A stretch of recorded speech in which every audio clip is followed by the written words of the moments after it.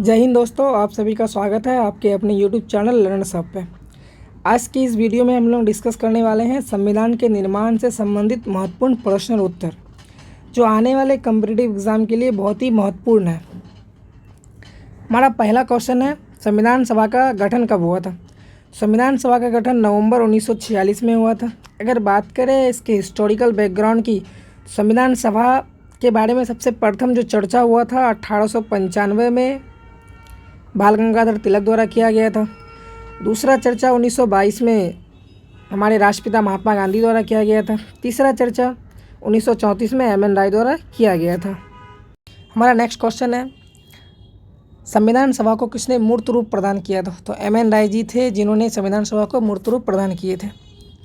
संविधान सभा के चुनाव में भारत राष्ट्र कांग्रेस को कितनी सीटें मिली थी? तो कुल 208 सीटें मिली थी। उस टाइम का जो दो महत्वपूर्ण पार्टी था वो भारत राष्ट्र कांग्रेस था और दूसरा पार्टी मुस्लिम लीग था। अगर बात करें मुस्लिम लीग की, तो मुस्लिम लीग को कितनी सीटें मिली थी? तो उसे कुल 73 सीटें मिली थी। संविधान सभा की पहली बैठक 9 दिसंबर 1946 को हुआ था। संविधान सभा का अस्थायी अध्यक्ष किसे चुना गया था? तो डॉक्टर सचिदानंद सिन्हा जी थे जिन्हें संविधान सभा का प्रथम अस्थायी अध्यक्ष चुना गया था, लेकिन यह सिर्फ 2 दिन के लिए थे। 9 दिसंबर 1946 को इसे चुना गया था। बाद में 11 दिसंबर को इन्हें हटा दिया गया और डॉक्टर राजेंद्र प्रसाद को अस्थायी अध्यक्ष के रूप में चुन लिया गया था। तो हमारा नेक्स्ट क्वेश्चन भी है, संविधान सभा का अस्थायी अध्यक्ष कौन थे? तो डॉक्टर राजेंद्र प्रसाद जी अस्थायी अध्यक्ष थे। संविधान सभा के उपाध्यक्ष कौन थे? अगर बात करें संविधान सभा के उपाध्यक्ष की, तो H.C. मुखर्जी थे जो संविधान सभा के उपाध्यक्ष थे। संविधान सभा का संवैधानिक सलाहकार किसे चुना गया था? तो B.N. राय जी थे जिन्हें संविधान सभा का संवैधानिक सलाहकार चुना गया था।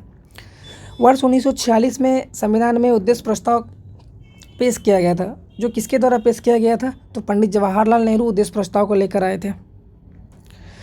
स्वतंत्रता बाद संविधान सभा में सदस्यों की संख्या, अगर स्वतंत्रता की पहले की बात करें तो संविधान सभा में कुल सदस्यों की संख्या 389 थी, लेकिन जैसे ही देश आज़ाद हुआ, आज़ाद होने के बाद जो पाकिस्तान प्रांत के थे वो पाकिस्तान चले गए, जिन वजह से सदस्यों की संख्या घट के कुल 299 हो गई थी।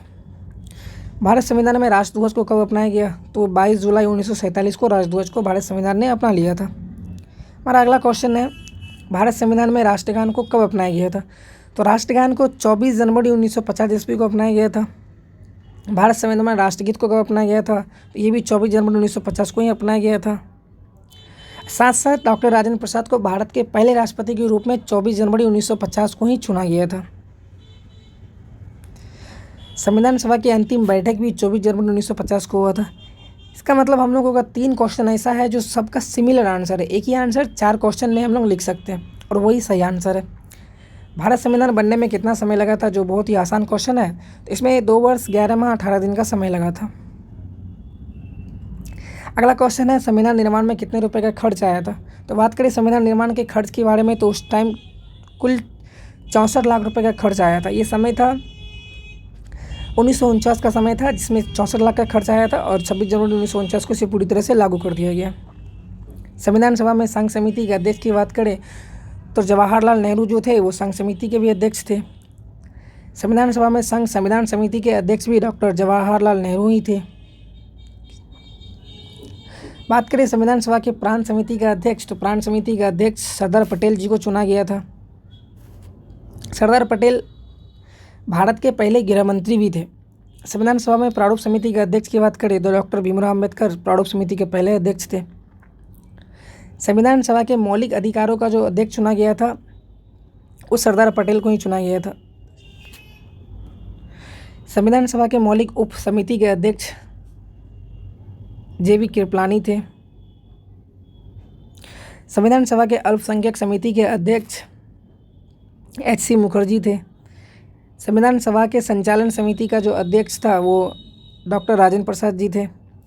संविधान सभा में राज्यों के समिति के अध्यक्ष जवाहरलाल नेहरू को चुना गया था। हमारा अगला क्वेश्चन है, संविधान सभा के प्रक्रिया नियम समिति के अध्यक्ष, ये भी डॉक्टर राजेंद्र प्रसाद जी ही थे।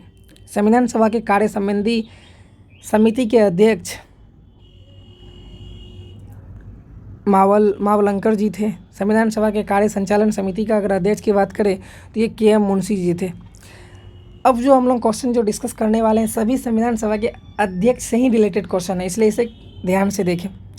अगला क्वेश्चन है हम लोगों का, संविधान सभा के सदन समिति के अध्यक्ष कौन थे? सदन समिति के अध्यक्ष पट्टाभी सीतारमैया जी थे। संविधान सभा के राजदूत संबंधी तदर समिति के अध्यक्ष जो थे वो भी डॉक्टर राजेंद्र प्रसाद जी ही थे। संविधान सभा के क्रेडेंशियल समिति के अध्यक्ष, संविधान सभा में वित्त एवं कर्मचारी समिति के अध्यक्ष जो थे वो राजेंद्र प्रसाद जी थे। अगर बात करें संविधान सभा में मुख्य आयुक्तों के प्रांत के समिति के अध्यक्ष जो थे वो थे पट्टाभी सीतारमैया जी। संविधान सभा में सर्वोच्च न्यायालय के लिए तदर समिति के अध्यक्ष वरदाचार्यार थे। प्रारूप समिति के सदस्यों की बात करें तो प्रारूप समिति में कुल 7 सदस्य थे, जिसमें से सबसे वरिष्ठ जो थे वो भीमराव अम्बेडकर जी थे, इसलिए प्रारूप समिति का जो अध्यक्ष था वो भीमराव अम्बेडकर जी को चुना गया था। निम्नलिखित में कौन संविधान सभा के प्रारूप समिति के सदस्य नहीं थे? अगर इसमें बात करें तो कौन सा नहीं थे, तो JB कृपलानी थी जो संविधान सभा के प्रारूप समिति का अध्यक्ष नहीं था। भारत के संविधान का पिता भीमराव अम्बेडकर को बोला जाता है। आधुनिक मौनों की भी संख्या भीमराव अम्बेडकर को ही दिया गया है। अगर बात करें संविधान सभा का पहला सत्र कब बुलाया गया था? संविधान सभा का जो पहला सत्र था वो 9 से 23 दिसंबर के बीच हुआ था। महत्वपूर्ण क्वेश्चन और आंसर डेली बेस पे आप पाने के लिए आप मेरे चैनल को सब्सक्राइब जरूर करें। अगर आप चाहते हैं कि जो क्वेश्चन मैंने करवाया है इसका थ्योरिकली समझना है तो हमारे डिस्क्रिप्शन बॉक्स में लिंक दिया गया है।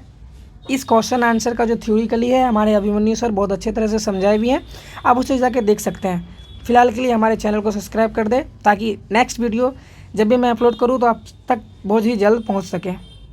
धन्यवाद।